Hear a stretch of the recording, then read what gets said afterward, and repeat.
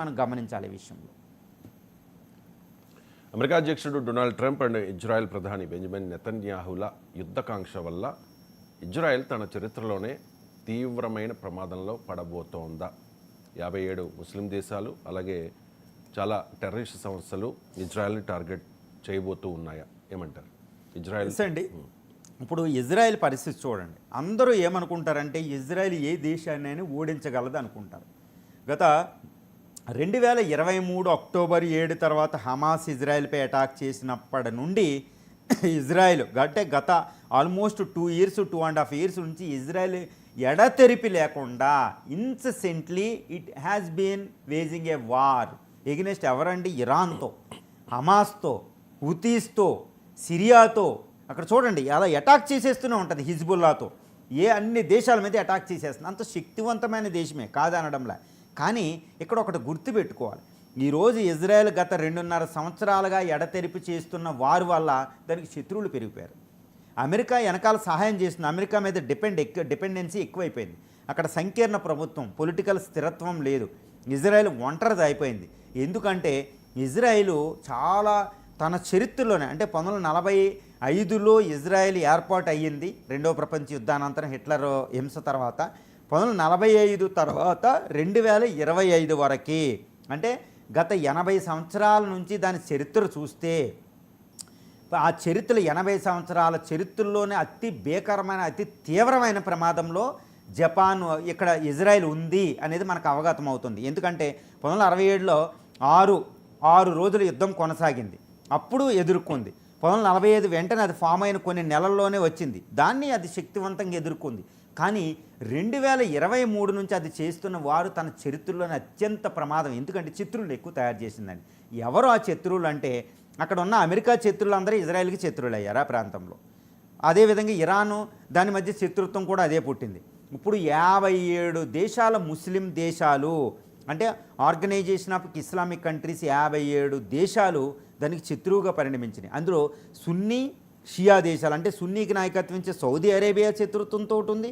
ఇక్కడ షియా నేతలైన ఇరాన్ కూడా శత్రువే. అంటే ముస్లిం దేశాల మధ్య ఉన్న ఆ భేదాభిప్రాయాలు పక్కన పెట్టి అవన్నీ ఇజ్రాయెల్ని శత్రువుగా చూస్తున్నాయి. ఎందుకు అంటే ఇజ్రాయెల్ తన యొక్క గాజాలో 57,000 మందిని ఇంతవరకు సంహరించడం జరిగింది. అందులో 60% స్త్రీలు, పిల్లలే. ఈ హింసని ముస్లిం దేశాలు ఎవరు సమర్థించినా ఆ దేశంలో ఆ ప్రభుత్వాలు కూలిపోతాయి. కాబట్టి ఇజ్రాయెల్ని గర్హించుకునే విధంగా 57 దేశాలు ఒకటైనాయి అనేది last Organisation of Islamic Cooperation కంట్రీస్లో ప్రకటన చూస్తే మనకు అర్థమవుతూ ఉంటుందండి. ఇజ్రాయెల్ ఇరాన్ మీద దాడి చేస్తుంటే ఏ ముస్లిం దేశం కూడా దానికి ఎటువంటి స్థావరాలని ఇవ్వలేదు. దాన్ని బట్టి కూడా మనకు అర్థమవుతుంది. అంటే 57 దేశాలు ఈ రోజు ఇజ్రాయెల్పై కోపంతో శత్రుత్వంతో రగిలిపోతున్నాయి.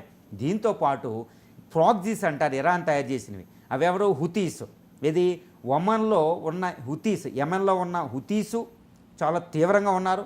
రెండోది ఏంటంటే పాలస్తీనాలో హమాస్, తర్వాత లెబనాన్లో హిజ్బుల్లా, అదేవిధంగా సిరియాలో ఉన్న వ్యతిరేక గ్రూపు, అదేవిధంగా సిరియా, ఈ టర్కీ, ఈ ప్రాంతంలో ఉండే ISIS, ఆల్ ఖైదా, ఈ పాకిస్తాన్లో ఉన్న అన్ని తీవ్రవాద సంస్థలు, అంటే డజన్ల కొద్దీ తీవ్రవాద సంస్థలు ఈరోజు ఇజ్రాయెలే టార్గెట్టు. ఇజ్రాయెల్ సమయం దొరికినంటే ఏది చేస్తారు. అందువల్ల ఏంటంటే ఈ శత్రుత్వాన్ని పెంచేసుకుంది. అంటే ఇజ్రాయెల్కి దినదిన గండం అంటారు చూడండి, క్షణ గండం అనమాట. ఏ క్షణమైనా అది యుద్ధాన్ని ఆపితే శత్రువులు దాని మీద అటాక్ చేసే దశలో ఉన్నారు. అంటే ఇజ్రాయెల్ ఈ రోజు నుంచి ఇంకా శాంతి అనేది ఇజ్రాయెల్కి కరువే. కానీ అమెరికా అధ్యక్షుడు ఎంత అని ప్రొటెక్ట్ చేస్తాడు? ట్రంప్ మార్చొచ్చు, అఫ్కోర్స్ అక్కడ లాబింగ్ అన్నీ బాగున్నాయి. కానీ ఎంతసేపు ఉంటుంది? ఇక్కడ దాని పక్కన శత్రువుల మధ్యలో ఉండేది ఎవరు? ఇజ్రాయెల్. సో ఈ విధంగా చూస్తే మనకేంటంటే ఇజ్రాయెల్ అనేది శత్రువుల్ని పెంచుకుంది. ఇజ్రాయెల్ తన చరిత్రలోనే అత్యంత ప్రమాదభరితమైన సిచ్యువేషన్లో కాలంలో పడిపోయింది. ఇంకా ఈ క్షణం నుంచి యుద్ధం చేయడమే. ఈ అందరికి కారణం ఏంటంటే నెతన్యాహు ఏంటంటే మైనారిటీ గవర్నమెంట్ ప్రొటెక్ట్ చేసుకోవడానికి, తన అవినీతి ఆరోపణలు ప్రొటెక్ట్ చేసుకోవడానికి ఆయన నిత్యం అటాక్ చేసేస్తున్నాడు. ఆయన పదవిలో ఉన్నని చెప్పి ఇంకా యుద్ధం చేస్తూనే ఉంటాడు. తర్వాత ట్రంప్ యుద్ధ పిపాసం, ఏదో ఇజ్రాయెల్ హమాస్ యుద్ధాన్ని ఆపడం బదులు మళ్ళీ ఇజ్రాయెల్కి ఇరాన్కి తోగబెట్టాడు. ఇజ్రాయెల్ ద్వారా ఇరాన్ని ట్రంప్ ఎదుర్కోవడం వల్ల ఈ ట్రంప్ నెతన్యాహులు ఈరోజు ఇజ్రాయెల్ భవిష్యత్తుని అత్యంత తన చరిత్రలోనే ప్రమాదభరితంలో గెంటేశారు. ఇప్పుడు ట్రంప్ ఉండడం, నెతన్యాహు పర్మనెంట్ కాదు. కానీ ఇజ్రాయెల్ ప్రజల పరిస్థితి ఏంటి? ఆ సిటీల పరిస్థితి ఏంటి? ఈ ఇరాన్ ఏ టైంలో అటాక్ చేస్తే ఎవరికి తెలియదు, హమాసులు తీవ్రవాద సంస్థలు ఎప్పుడు అటాక్ చేస్తే తెలియదు.